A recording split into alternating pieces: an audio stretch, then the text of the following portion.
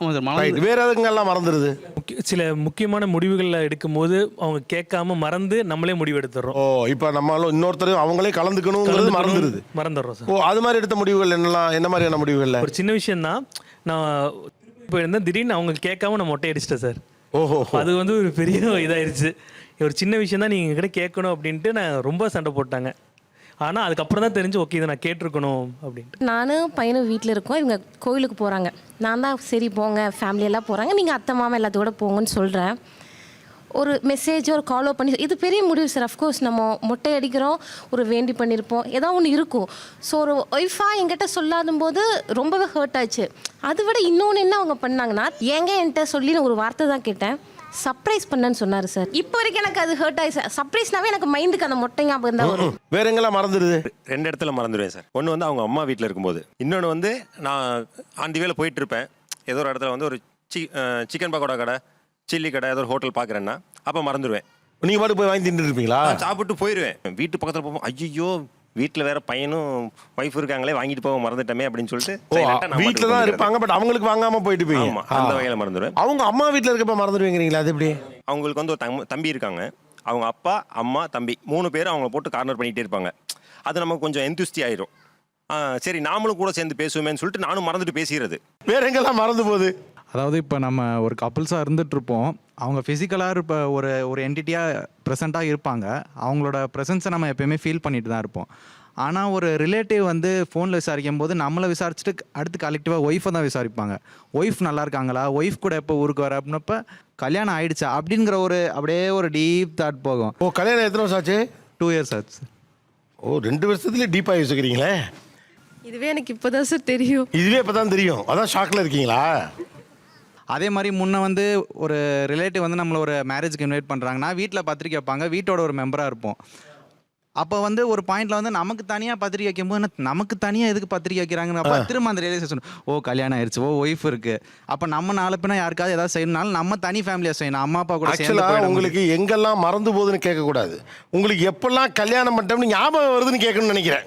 இல்லை சார், ரொம்ப கம்ஃபர்டபுளாக ஃபீல் ஆகிட்டோம்ல சார், அதனால டக்குன்னு அவங்க ஒரு ஒய்ஃப்னு ஒரு ஸ்டாண்ட்ஸில் வச்சு ஒரு பர்சனை கேட்கும்போது நமக்கு அப்படி அவங்கள டக்குன்னு அந்த ஒரு ரியலைசேஷன் பாயிண்ட்ல வச்சு நம்ம பார்க்க முடியல.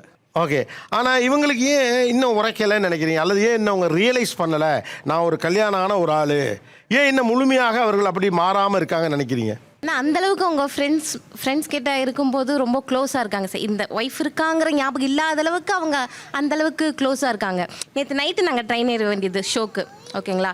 இவர் நேற்று ஃப்ரெண்ட்ஸை பார்க்க போகணுன்னு சொல்லிட்டு டைமை சேஞ்ச் பண்ணி நாங்கள் காலையில் ட்ரெயின் ஏறினோம். நைட் ஏற வேண்டிய ட்ரெயின் மார்னிங் வந்து சேஞ்ச் பண்ணிட்டோம். ஸோ அவர் நைட் 10 o'clock தான் வீட்டுக்கு வந்தார். ஸோ அவருக்கு அந்த மைண்டு ஃப்ரெண்ட்ஸ் கிட்ட போகும்போது ஃபுல்லாக அங்கேயே ஆக்குபைட் ஆயிடுது. காலையில் வாலிபால் விளாட போகிறவன் சாயந்தரம் 5 மணி வரைக்கும் கிரவுண்டில் இருக்கான். ஒரு பேச்சுலராக இருக்கப்போ ஓகே. என்னம்மா? ஏய் ஐயோ, எங்கடா ஏறனா? ஏங்க ஏங்க பூமாப்பட்டியே போயிடுவாங்க. இங்கிருந்து அவன் அங்கே போகிற வரைக்கும் நீங்கள் என்ன பண்ணீங்க தம்பி? ஒய்ஃப் இருக்கிறது மறந்துச்சு, புரியுது. மடியில் இருக்க புள்ள இருக்கிறதும் மறந்துருச்சா?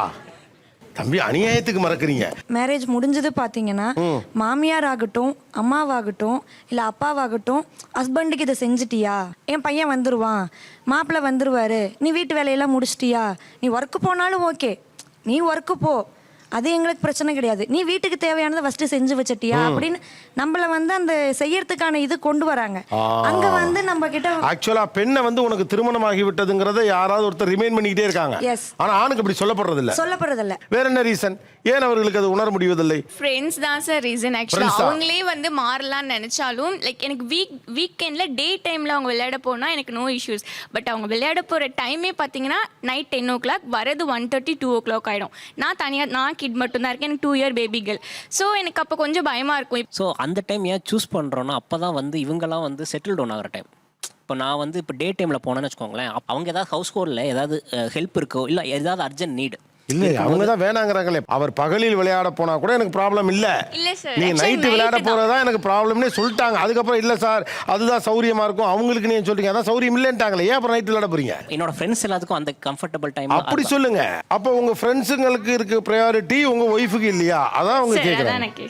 ஸோ ஆமாம் சார், ஏன்னா அவங்க ஒரு நம்ம கேம் விளாடவே போகிறேன்னாலும் ஒரு 10 மெம்பர்ஸ் நம்மளுக்கு வேணும், தேவைப்படும். சரி. ஸோ அதில் வந்து மெஜாரிட்டி பார்த்தீங்கன்னா அந்த டைம் தான் சூஸ் பண்ணுறாங்க. அப்போ உங்கள் கன்வீனியன்ஸை பற்றி மட்டும் தானே கவலைப்படுறீங்க? ஆமாம் சார். அது எப்படி சாத்தியப்படும்? இப்போ 4 நாள் அம்மா வீட்டுக்கு போகிற இப்போ பெண் பிள்ளைங்கள்லாம் வீட்டில் ஒரு அம்மாக்கெல்லாம் சில நேரம் சொல்கிறாங்க சம்டைம்ஸ், இன்னும் 2 நாள் இருந்துட்டு போங்கிறப்ப இவங்க பெரும்பாலும் என்ன சொல்லுவாங்கன்னா, அவர் தனியாக இருக்காரு அப்படின்னு சொல்கிறாங்கல்ல. அவங்க இன்னும் 2 நாள் இருந்தால் அவங்களுக்கு சௌகரியம் தான், அவங்க அம்மா நல்லா செஞ்சு போடுவாங்க, ஜாலியாக இருக்கலாம். ஏன் அதை கட்டவுன்மெண்ட் அப்பெல்லாம் வந்திருக்காங்க தானே மனைவிமார்கள்? உங்கள் வீட்லேயே வந்திருக்காங்க தானே? நீ மட்டும் பேசாத, ஏன்னா நீ என்ன பண்ணிட்டு இருக்கேன்னு எனக்கு இன்னும் புரியலை. வந்துருவாங்க தானே? வந்திருக்காங்க. ஏன்னா எனக்கு அவங்க வந்து பேபி வந்ததுக்கப்புறம் வந்து 5 மந்த்ஸ்க்கே எனக்கு நான் தனியாக போயிட்டு வரேன் சென்னையிலேருந்து. ஆக்சுவலாக எங்களோட நேட்டிவ் திருப்பூர். ஸோ போயிட்டு வரணும், நான் போயிட்டு வந்துட்டு இருக்கிறேன், வீக்லி ஒன்ஸ் போயிட்டு வரேங்கிறனாலக்கே அவங்க வந்து 5 மந்த்ஸ்ல இங்கே வந்துட்டாங்க, நான் பார்த்துக்கிறேன் அப்படின்ட்டு.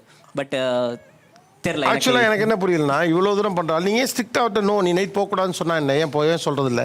சரிங்க, நிறைய பேர் சொன்னாங்க ஒன்று லைக் சொல்லிட்டு போகணும், அப்படி இல்லைன்னா என்கிட்ட சண்டை போட்டு போவாங்க. என்கிட்ட அந்த ரெண்டும் கிடையாது. ஒரு இப்போ 9-10 o'clock போகிறாங்கன்னா ஒரு 9:45 வந்து இந்த மாதிரி மேட்ச்சுக்கு கூப்பிட்டுருக்காங்க. சில விஷயத்தில் டஃப்பாக தானே இருந்தாகணும். லைக் அப்புறம் சொல்லிடுவாங்களே சார், ஒரு ஸ்ட்ரிக்டான ஒய்ஃபு என்னை கொடுமைப்படுத்துகிறான் ஒன்றுமே லைக் இப்போ இந்த மாதிரி லிப்ரலாக இருக்கும்போதே அவங்க வந்து வெளியே போயிட்டு ஆக்சுவலாக நான் என்கிட்ட அவங்க பெர்மிஷன் கேட்குற பழக்கமே கிடையாது. பட் ஃப்ரெண்ட்ஸ் வந்து சொல்கிறது என்னன்னா, உன் ஒய்ஃப் விடலையா?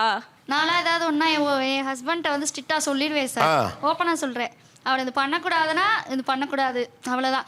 சரி, ஓகே. நான் என்ன கேட்குறேன், இப்போ யாரெல்லாம் என்ன மாதிரியான ஸ்டெப்ஸ்லாம் எடுக்கிறீங்க? உனக்கு கல்யாணம் ஆகிடுச்சுப்பா அப்படின்னு அவருக்கு புரிய வைக்க நீங்கள் என்னென்ன ஸ்டெப்ஸ் எடுக்கிறீங்க? ஃபஸ்ட்டு எமோஷ்னலாக சொல்ல ட்ரை பண்ணேன் சார். ப்ரெக்னென்சி டைமில் விளாட போகிறேன்னு சொல்லி போயிட்டாங்க. நான் மட்டும்தான் வீட்டில் இருக்கேன், மயக்கம் போட்டு விழுந்திருக்கேன், தண்ணி எடுத்து கொடுக்க யாருமே இல்லை. அதை எமோஷ்னலாக நான் சொல்லிட்டேன், என்னால் முடியலைங்க, ப்ளீஸுங்க போகாதீங்க அப்படின்னு சொல்லிட்டேன். அப்போ ஓகே இனிமேல் நான் உன்னை விட்டுட்டு போக மாட்டேன், உன் கூடயே இருக்கிறேன் அப்படின்னு சொல்லிட்டு நெக்ஸ்ட் வீக்கே போனாங்க சார். இப்போது ஒரு மோசமான நிலை ஏற்பட்டு போச்சு, அவங்க வந்து கன்சீவ் ஆகிருக்காங்க, கீழே விழுந்துட்டாங்க, அது ரொம்ப ஒரு ட்ராமேட்டிக்கான விஷயம் இல்லையா? அதுக்கடுத்த வாரம் எப்படி விளையாட போனீங்க நீங்கள்? அதுக்கு அடுத்த வாரம் அவங்க தங்கச்சி கீழே குடி வந்துட்டாங்க சார். அதனால இல்லை, இருந்தாலுமே தங்கச்சி கீழே குடி வந்தாலுமே இப்படி ஒரு சம்பவம் நடந்து போச்சுங்கிறப்ப நம்மளை அறியாமலே ஒரு நடுக்கம் வந்துடும்ல. கரெக்ட். அப்புறம் எப்படி உங்களுக்கு விளையாட தோணுச்சுன்னு கேட்குறேன். அப்படின்னாவே நமக்கு கல்யாணம் ஆன ஒரு ஆள் நம்மளோட 2 பேர் இருக்காங்க, ஒரு ஆள் இருக்காங்கிற ஃபீல் இல்லைன்னு தானே அர்த்தமா? அது இல்லை, இப்படியாவது புரிஞ்சுக்க ட்ரை பண்ணுறேன்னா. அப்படி அதை மீறி, அதை ஒரு ட்ரமாட்டிக் மூடெல்லாம் மீறி அப்படி என்ன விளையாட்டு உங்களுக்கு என்ன கொடுக்குது அந்த விளையாட்டு? சார் விளையாட்டில் ஒரு ஆர்வம்னால. நீங்கள் டோர்னமெண்ட்ஸ் எதுவும் விளையாடுறீங்களா? State player? இல்லை சார். அதெல்லாம் இல்லை, சும்மா ஃப்ரெண்ட்ஸோட டைம் பாஸ் தான் அது மோஸ்ட் ஆஃப் த டைம் இல்லையா? சார். அதான் கேட்குறேன். அது ஒரு கிட்டத்தட்ட ஒரு என்டர்டெயின்மெண்ட் தான். கண்டிப்பாக. அப்போ நீங்கள் உங்களை ஒரு ஹஸ்பண்டுன்னு ஃபீலே பண்ணலையா? நம்ம ஒரு குடும்பத்தோட தலைவன், நம்ம இப்படி செய்யக்கூடாது சார். விளையாட கூப்பிட்டாலே மேரேஜ் ஆகலை அப்படின்னு ஃபீல் ஆகுது.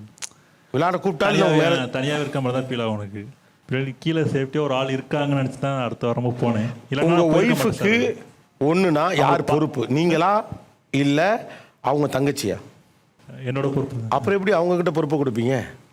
அப்புறம் ரெண்டாவது, அந்த பதட்டத்தில் உங்களுக்கு ஒரு ட்ராமா இருக்க கூட பயங்கர ட்ராமா அவங்களுக்கு தான் இருந்திருக்கும். அப்போ நம்ம பக்கத்தில் இருந்தால் அவங்க கன்வின்சிங்காக கொஞ்சம் காம் டவுன் ஆவாங்க, பதட்டம் இல்லாமல் இருப்பாங்கன்னு ஏன் உங்களுக்கு புரிஞ்சுக்க முடியல? ஆனால் என்னென்னா பேரலாக பார்த்தீங்கன்னா குடும்பம்லாம் ஒன்றா இருக்கணும், எல்லாம் ஒன்று சேர்ந்து இருக்கணும், அன்பாக இருக்கணும்லாம் சொல்கிறீங்க. உங்களுக்கு உங்கள் குடும்பத்து மேலே பிடிப்பு இல்லாமல் போனால் உங்கள் குடும்பத்து மேலே, உங்களுடைய அம்மா அப்பா அவங்க மேலெலாம் உங்கள் மனைவிக்கு எப்படி பிடிப்பு வரும்? அங்கேயே உங்களுக்கு பிடிக்குதுன்னு உங்களுக்கு தெரியுதா? அம்மா அப்பா சைடு உங்களுக்கு கொஞ்சம் கூடுதலாக பிடிக்கிறதுக்கு என்ன காரணம் உங்களுக்கு தெரியுதா? அந்த சர்க்கிள் உங்களுடைய பொறுப்பை டிமாண்ட் பண்ணவே இல்லை. அந்த பொறுப்பு உங்கள் தம்பி பார்த்துக்கிறாரு, உங்கள் அம்மா பார்த்துக்கிறாங்க, உங்களுக்கு அங்கே ரிலாக்ஸாக இருக்குது. ஆனால் இந்த குடும்பம், உங்கள் குடும்பம் உங்கள் பொறுப்பை டிமாண்ட் பண்ணுது. அதனால தான் உங்களுக்கு அதுலேருந்து தப்பிக்க பார்க்குறீங்க. அதான் பிரச்சனை.